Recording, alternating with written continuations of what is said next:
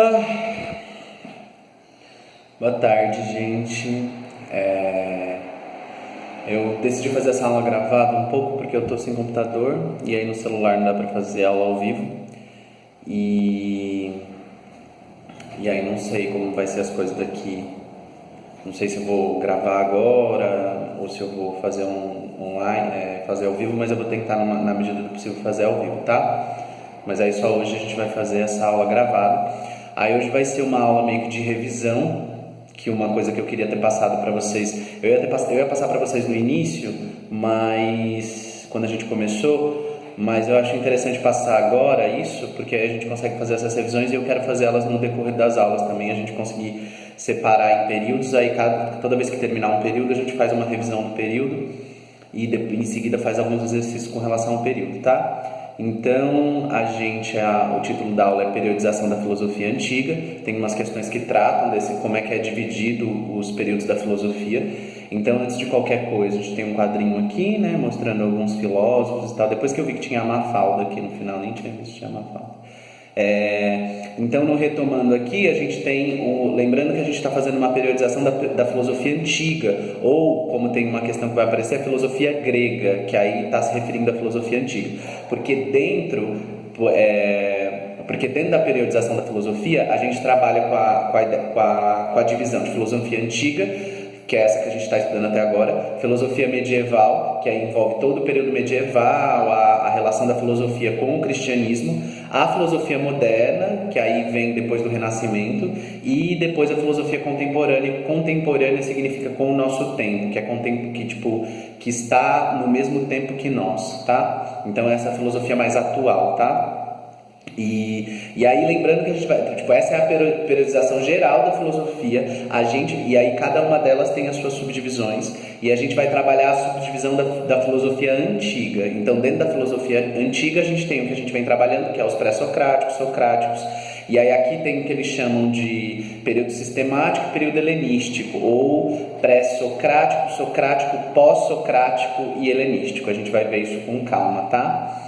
E lembrando que esses períodos eles são definidos um pouco, que não é uma coisa que acaba, termina e começa em seguida a outra, mas que envolve ali todo o contexto cultural, histórico e político do momento. Então, por exemplo, quando a gente, independente dessa separação mais específica, quando a gente fala de filosofia medieval, toda a filosofia ela é influenciada pelo contexto político e histórico do momento, que envolve a ascensão da Igreja Católica e todo os dogmas, e como relacionar os dogmas da Igreja Católica com o pensamento filosófico que já tinha uma certa trajetória até ali na Idade Média, tá? Usei a Idade Média como exemplo, mas a gente está tratando aqui da filosofia antiga, filosofia grega, filosofia de Sócrates, Platão, Aristóteles, enfim, essas pessoas que a gente conhece mais. Então, a filosofia antiga ela é dividida em 4 períodos. Isso não é uma coisa extremamente consensual, ou seja, que tem autores que separam entre 6 períodos, mas as questões de vestibular que eu vi pelo menos estavam separadas em 4. E aí eles têm uns nomes diferentes, assim. Então vou passar um pouco por cada um deles para que a gente possa inclusive fazer uma revisão, tá? E aí a gente vai discutindo melhor, vocês vão, qualquer coisa me mandem dúvidas e tal. Então o período pré-socrático, que a gente já falou há um tempo dele, né, que ele vai do final do século VII ao final do século V a.C., e ele preocupa-se fundamentalmente com a origem da natureza, então com a cosmologia. São chamados de filósofos cosmológicos, ou seja, eles tentam explicar o nascimento do cosmos, a origem, por que a natureza é do jeito que é, como que as transformações na natureza ocorrem do jeito que elas ocorrem. E aí o período pré-socrático é a marca da separação da explicação mitológica para a explicação racional. Então abandona-se, né, gradualmente os deuses para se explicar a realidade e começa a utilizar então o raciocínio, a razão, e tentar explicar a realidade por coisas que você encontra na própria realidade. Então os seres vivos nascem da terra porque chove, aí a chuva, que era aquele que é conhecido como o primeiro filósofo, né, o Tales de Mileto, que acreditava que tudo vinha da água, que a vida, que a natureza, tudo nascia a partir da água. Então ele via observando, cai a chuva, de repente sai uma minhoca ali da terra, então deve ser a água que é a origem, que é a gênese, que é o princípio de todas as coisas. Então é só lembrar que os filósofos da natureza, os pré-socráticos, não é à toa que eles têm esse nome de filósofos da natureza, a preocupação deles era tentar identificar, tentar entender as transformações e a origem da natureza que eles observavam, tá? E eu ia falar uma coisa, esqueci. Então a gente tem como representantes desse período então tipo, é isso, filósofos da natureza, e também lembrar que eles são os primeiros a romper com o pensamento mitológico. Então temos como exemplo o Tales de Mileto, que acreditava que tudo vinha da água, o Anaximenes, e aquele Parmênides e Heráclito, que o Parmênides acreditava que tudo era fixo na natureza, que tudo tinha que o ser era eterno, era o mesmo sempre, e Heráclito que acreditava que tudo mudava o tempo todo, que o homem não se banha no mesmo rio duas vezes, porque não será o mesmo homem nem o mesmo rio, porque tudo está o tempo todo num processo de transformação constante, tá? E aí daí a gente passa para o período socrático, que é o que marca o período socrático. Toda essa reflexão filosófica, racional a respeito da vida, ela não se concentra mais na natureza, e sim no homem, então no ser humano. Então as questões relacionadas ao humano, à política, à técnica, à ética, à moral, passam a ser objeto desse raciocínio, desse pensamento lógico, racional, tá? Então aqui, tudo aquilo que os pré-socráticos faziam pensando na natureza é feito agora pensando no homem. Então o objetivo parece sendo as explicações racionais, mas agora, ao invés de tentar explicar a natureza, os pensadores querem mapear as características tipicamente humanas. E aí tal período está relacionado com o apogeu, ou seja, um período onde a Grécia ela tinha conseguido muitas vitórias em guerras, então ela tinha muitos escravos, tinha muitas riquezas, então as pessoas tinham tempo livre, os pensadores, os cidadãos, né, lembrando que cidadãos eram pessoas restritas, não eram todo mundo que era cidadão. Esses cidadãos, eles tinham tempo livre para pensar, para participar da gestão da cidade,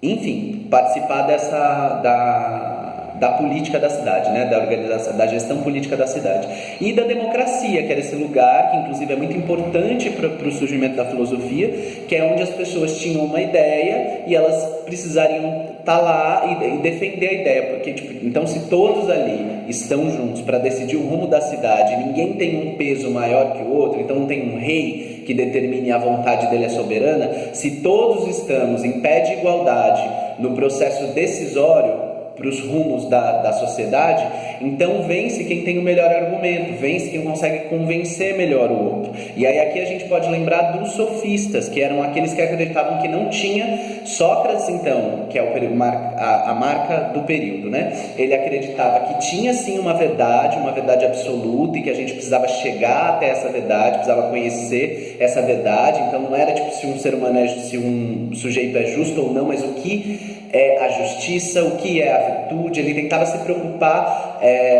em tentar desvendar, em tentar encontrar a essência das coisas que a gente... Então, o que é a amizade, o que é o amor? Em vez de identificar quem é amigo ou não, responder o que é a amizade. Então, Sócrates acreditava nessa verdade das coisas. Já os sofistas não. Eles acreditavam que como a gente não podia chegar na verdade das coisas, então bastava você saber convencer, você saber o suficiente para você poder convencer, que é a arte da retórica, a arte da persuasão. E lembrando que eles eram haters um dos outros, né? Que Sócrates acreditava na verdade, sofista não. Sócrates acreditavam que os sofistas não eram filósofos de verdade. E aí daí a gente tem Platão, que também está dentro desse período, que tem a questão do mundo das ideias, lembra que ele organiza, então Platão, e tem um paralelo que fazem, por exemplo, com Jesus Cristo. Então Platão, assim como Jesus Cristo, não deixou nada escrito, tudo que se tem... Sócrates, assim como Jesus Cristo, não deixou nada escrito. Tudo que se tem escrito de Jesus Cristo, por exemplo, foi a partir dos discípulos dele. A mesma coisa com relação a Sócrates. Então tudo que tem escrito sobre Sócrates, a maior parte disso, porque Sócrates teve outros discípulos, né, foi Platão que escreveu. Então Platão que é responsável por sistematizar, por escrever toda a produção filosófica de Sócrates, tá? E então Platão estabelece mais concretamente esse dualismo, lembra dos dois mundos? Então eu tenho o mundo das ideias, das formas, onde tudo é perfeito, e eu tenho o mundo físico da sensibilidade, da percepção sensorial, dos sentidos, onde as coisas são falsas. Então eu posso ouvir um barulho, achar que é um tiro, mas é uma bombinha. Então os sentidos, eles são enganosos. Eu não posso confiar demais nos meus sentidos, porque o que é verdade, o que é verdadeiro, o que é real, está no mundo das ideias, no mundo das formas. Então os sentidos, eles são enganosos, eles nos enganam, tá? Então o mito da caverna, também de Platão, lembra que os homens vivem dentro de uma caverna no escuro, com uma fogueira, onde essa fogueira atrás deles projeta sombra nas paredes, eles estão amarrados, a única coisa que eles têm contato são essas sombras que refletem aquilo que está acontecendo fora da caverna, e eles acham o quê? Que essas sombras são a realidade. Então isso seria equivalente às pessoas que não estão vinculadas à filosofia, que acham que o mundo dos sentidos é a verdade, quando na verdade o mundo das formas, o mundo inteligível que ele é a verdade. Então o filósofo seria aquele que escapou dessas algemas dessa caverna e ele conseguiu acessar o mundo lá fora das formas reais e não das formas projetadas na parede pela luz, tá? E aí a gente entra aqui depois desse período, então os grandes representantes são Sócrates, Platão e os sofistas. E depois o período seguinte é o período sistemático, final do século IV ao final do século III. Esse período ele é chamado, ele tem esse nome muito por conta da postura de Aristóteles com relação ao conhecimento. Então Aristóteles é o grande exemplo desse período, né? E eu comentei com vocês na aula de Aristóteles que ele foi o precursor do pensamento científico. Então Aristóteles tinha uma ânsia, uma vontade de organizar as coisas que ele via na natureza. Então ele deu os princípios da organização que a gente tem de espécie, por exemplo, de que os animais não são um bando de coisas individualizadas e cada um por si. Então eu consigo reunir os animais em espécies. Então a natureza não é solta assim, você consegue categorizar, organizar, sistematizar, dar nome para as coisas. Então tem os mamíferos, tem os répteis, enfim, você consegue organizar a natureza. Então é considerado como período sistemático, porque Aristóteles, e tanto que o objetivo dele naquela obra Corpus Aristotélico era tentar reunir todo o conhecimento que foi produzido pela humanidade até aquele momento. Pela filosofia, e pela filosofia, lembrando que a filosofia não é só esse campo do pensamento que a gente tem hoje, mas abarcava tudo, desde a matemática, a astronomia, a física, enfim, diversos outros campos. Todo o conhecimento que foi produzido até o momento era considerado conhecimento filosófico, e o objetivo de Aristóteles era organizar, sistematizar, criar um sistema, organizar mesmo, deixar a coisa mais separadinha, colocada em categorias. Então ele queria organizar o conhecimento que tinha sido produzido até então. Então isso é conhecido como período sistemático, tá? E por último, gente, tem o período helenístico, que a gente não falou dele, mas não falou dele porque assim, as apostilas que eu uso que eu me baseio para dar aula, elas não têm esse período na filosofia, eles não têm esse período na filosofia, não tem uma aula disso. E aí eu fui ver, eu estava vendo umas coisas, pesquisando umas questões de vestibular, e realmente não cai em história. Então, inclusive a questão que a gente vai trabalhar aqui com relação a esse período, ela envolve história, ela não fala da filosofia, que é um período que não cai com relação à filosofia muito no vestibular. Então os cursinhos às vezes acabam passando por ele. Eu só vou falar um pouco, eu acabei colocando ele na revisão em vez de fazer uma aula inteira sobre ele, justo por esse motivo de não cair tanto, mas vou falar um pouco só para a gente também não ficar com um buraco aí com relação ao conteúdo, tá? Então o período helenístico ele vem em seguida, né, depois do período sistemático com Aristóteles e tal, e ele foi do século 3 a.C. ao século 4 depois de Cristo. Então é um período mais longo, e ele começa com o Império de Alexandre o Grande. Então o que aconteceu? Teve um período, a Grécia teve, então na época de Sócrates, mais precisamente Platão também um pouco, a Grécia estava vivendo o seu apogeu, ou seja, a Grécia estava com muita riqueza acumulada, tinha ganhado muitas guerras. Esse período, principalmente ali chegando no momento de Aristóteles, a Grécia passa a viver a sua decadência, ela começa a decair, começa a perder riquezas. E aí o que acontece? Nesse período a Grécia passa por uma guerra, que vocês vão ver mais a fundo. Então, lembrando de novo que isso que eu estou falando, que envolve história, vocês vão ver na aula de história. Então, não precisam ficar desesperados. Eu estou aqui mais ajudando a fortalecer esse conteúdo na memória de vocês.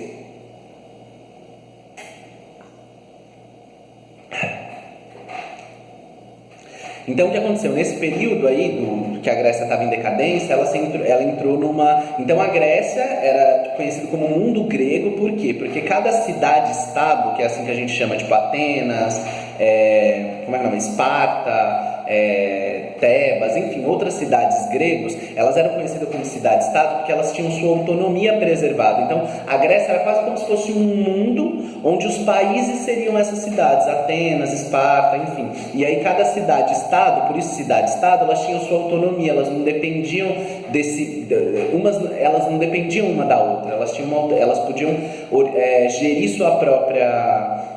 Elas podiam se autogerir do jeito que elas achassem melhor. Tanto que cada cidade tinha sua especificidade. Então, Esparta ela era conhecida por ter uma cultura guerreira muito forte. Os espartanos eles eram educados para serem guerreiros.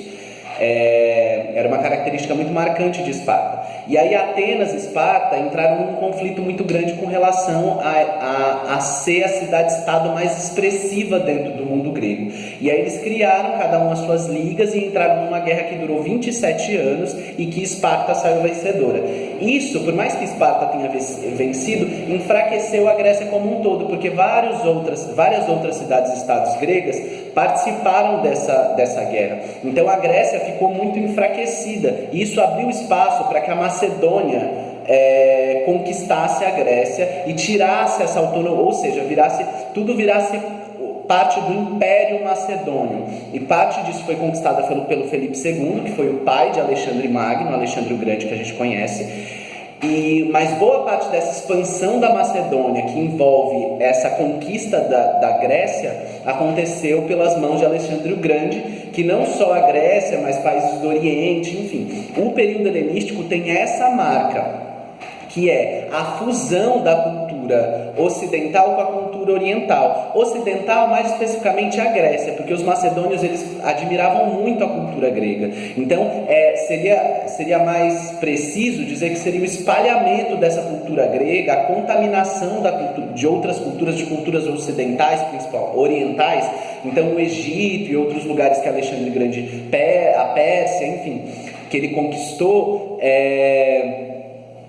houve essa mistura muito forte da cultura grega. Então eram culturas muito diversas, muito plurais, porque ele começou a criar um único império e fundir todas essas culturas. Então você via muitas tradições diferentes dentro de uma mesma cidade, por exemplo, porque essas culturas elas estavam ali presentes juntas, a cultura grega com a cultura dos povos orientais, tá? A filosofia nesse período, ela deixa, então, lembrando que aqui no período de Sócrates, no período socrático em diante, então com Sócrates, Platão e Aristóteles, a filosofia fica muito voltada para a vida pública. Então o tempo todo você está pensando como gerir a vida pública, qual é o ideal de sociedade qual é o ideal de sociedade que se deve buscar. A partir do período helenístico, a filosofia busca uma vida mais privada, individual. Qual o melhor estilo de vida que eu devo seguir? Qual tipo de pensamento eu devo me alimentar para conseguir seguir a minha vida individual? O que os homens, cada um individualmente, devem pensar, o que deve nortear individualmente a vida dos indivíduos para que eles possam seguir a vida deles. E mais abaixo a gente vai ver alguns exemplos, tá? Então o domínio do Império Macedônio sobre a Grécia é profundamente influenciado pela Guerra do Peloponeso, que é essa guerra entre Esparta e Atenas, tá? Que ficou conhecida como Guerra do Peloponeso, onde Esparta ganhou, mas depois a Grécia toda perdeu. Então o tal período representa a perda de autonomia da Grécia. E aí vamos agora. Aí o Zênio, Epicuro e Antístenes são os representantes desse período, porque eles dizem respeito às escolas que a gente vai tratar mais agora adiante, tá? Então, principais correntes filosóficas da época, essa que eu estava falando há pouco, de que valorizava essa questão da vida individual, como o ser cada um na sua vida, como que cada um devia o que cada um devia fazer, o que cada um devia seguir para ter uma vida melhor, qual era uma vida digna a ser vivida no âmbito privado e não mais no âmbito público, como era a filosofia de Sócrates, Platão e Aristóteles. Então o epicurismo de Epicuro ficou conhecida como tem essa questão fundamental de que o prazer é o princípio e o fim de uma vida feliz. Ele defendia que pelo prazer o prazer devia guiar as ações dos homens, mas que esses prazeres deviam ser diferenciados entre duradouros e aqueles que poderiam vir a causar sofrimento. Então a base disso é a busca pelo prazer. Então você tinha que viver a partir daquilo que te trouxesse prazer, individualmente, entende? Eu não estou falando mais do âmbito público, estou dizendo que cada homem deve buscar por si, o que deve ter como norte. Então para eles o norte era o prazer, você tinha que buscar o prazer. Só que esse prazer ele tinha uma divisão. Então não era o prazer das paixões, do sexo, da gula, da comida.